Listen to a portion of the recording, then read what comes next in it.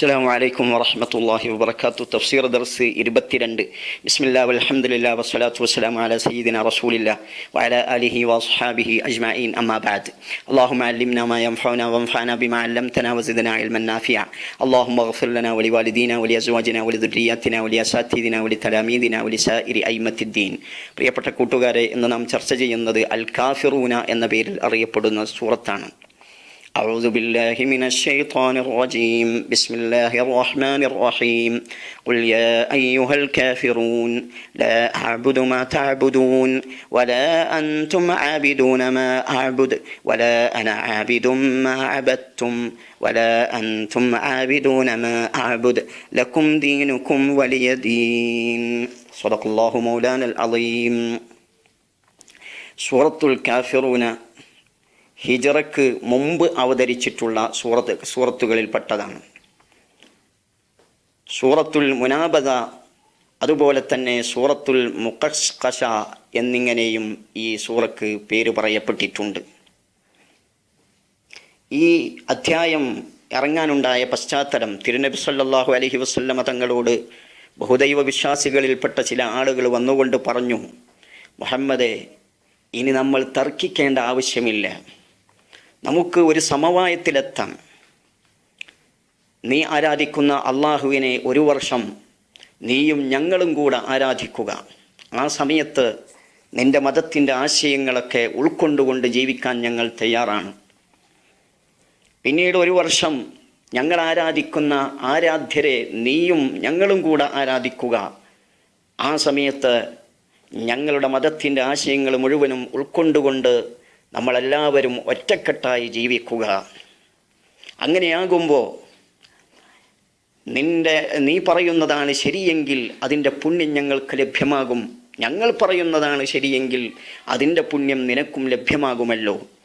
പ്രത്യക്ഷത്തിൽ സുന്ദരമായി തോന്നുന്ന ഈ ആശയം കേട്ടപ്പോൾ തിരുനബി സല്ലല്ലാഹു അലൈഹി വസല്ലമ തങ്ങൾ അവരോട് പറഞ്ഞു, മഅദല്ലാഹി അൻ ഉശ്രിക ബിഹി ഗൈറഹു, അള്ളാഹുവിനോട് ഞാൻ അഭയം ചോദിക്കുകയാണ്, അന്നുശ്രിക ബിഹി ഗൈറഹു, മറ്റുള്ളവരെ അവനോട് പങ്കു ചേർക്കുന്നതിനെ തൊട്ട്.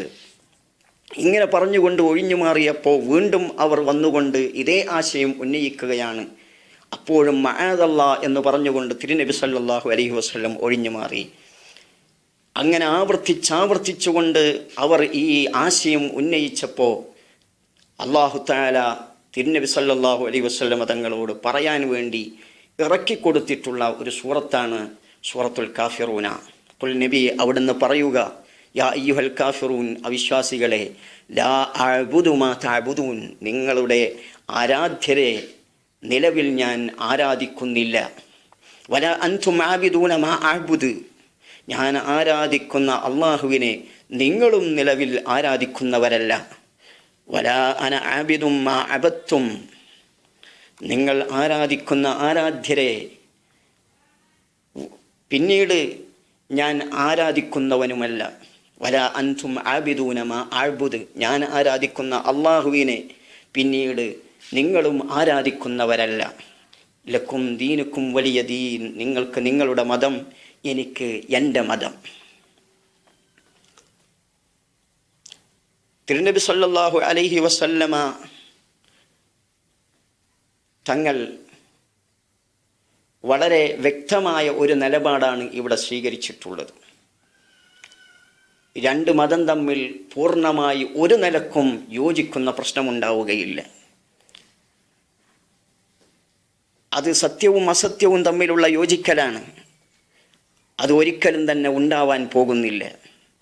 എന്നാൽ രണ്ട് മതങ്ങൾ തമ്മിലടിക്കാനും പാടില്ല. പിന്നെയോ ഒരു മധ്യമ നിലവാരമാണ് ഇസ്ലാം മുന്നോട്ട് വെക്കുന്നത്. നിങ്ങൾക്ക് നിങ്ങളുടെ മതവുമായി ജീവിക്കാം, എനിക്ക് എൻ്റെ മതത്തിലായി ജീവിക്കാം. അതുകൊണ്ടാണ് മുസ്ലിങ്ങളെ സംബന്ധിച്ച് ഖുർആൻ പറഞ്ഞത് ഉമ്മത്തൻ വസത്തൻ, മധ്യനിലവാരം സ്വീകരിക്കുന്ന സമുദായം എന്നാണ്. അങ്ങനെയായിരിക്കണം ഒരു വിശ്വാസിയുടെ ജീവിതം. ഏത് വിഷയത്തിലും മധ്യനിലവാരമാണ് സ്വീകരിക്കേണ്ടത്. മറ്റൊരു കാര്യം ഇവിടെ സൂചിപ്പിക്കാനുള്ളത്, വലാ അൻതും ആബിദൂന മാ അഅ്ബുദ് എന്ന് പറയുന്ന സൂക്തം 2 തവണ വന്നിരിക്കുന്നു. എന്തുകൊണ്ടാണ് ഇങ്ങനെ ആവർത്തനം വന്നത്? ഒരു സാഹിത്യകൃതിയെ സംബന്ധിച്ചിടത്തോളം ഒരിക്കലും തന്നെ ആവർത്തനം ആവശ്യമില്ലാതെ വരാൻ പാടില്ല. ഇവിടെ എന്തുകൊണ്ടാണ് പ്രത്യക്ഷത്തിൽ ആവർത്തനമായി തോന്നുന്ന വിധത്തിൽ 2 തവണ വലാ അൻതും ആബിദൂന മാ അഅ്ബുദ് എന്ന് വന്നിരിക്കുന്നത്? ഇമാം റാസി റഹ്മത്തുള്ളാഹി അലൈഹി അതിനെക്കുറിച്ച് പറഞ്ഞു, ഫീഹ് ഖൗലാൻ, അതിൽ 2 അഭിപ്രായമാണ് പണ്ഡിതപക്ഷത്തുള്ളത്.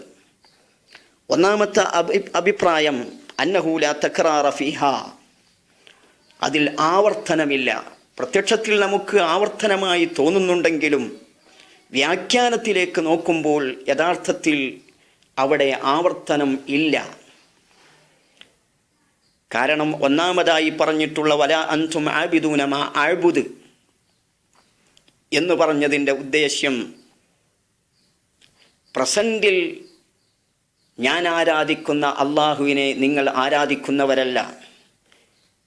രണ്ടാമത് പറഞ്ഞിട്ടുള്ളത് വലാ അൻതും ആബിദൂന മാ അഅ്ബുദ്, ഫ്യൂച്ചറിലും ഞാൻ ആരാധിക്കുന്ന അള്ളാഹുവിനെ നിങ്ങൾ ആരാധിക്കുന്നവരല്ല.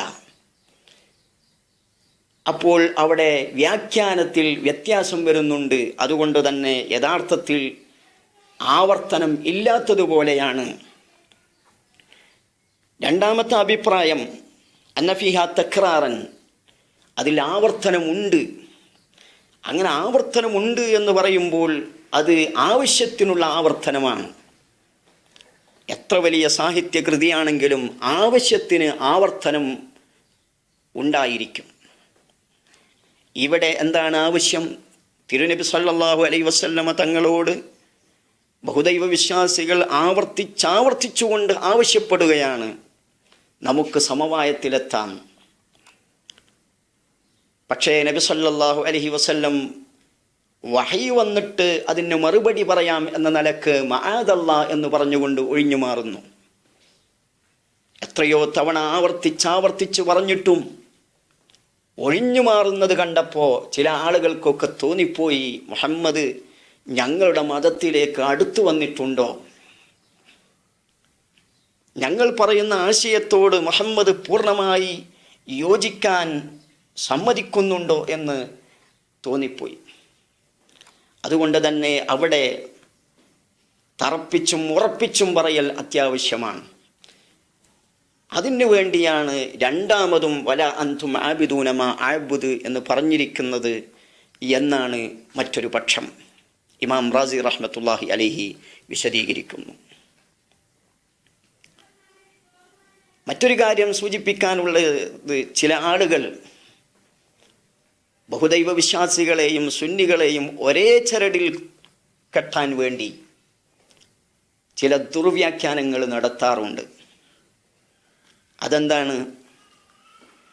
ബഹുദൈവ വിശ്വാസികൾ ആരാധന അള്ളാഹുവിന് സമർപ്പിച്ചവരായിരുന്നു.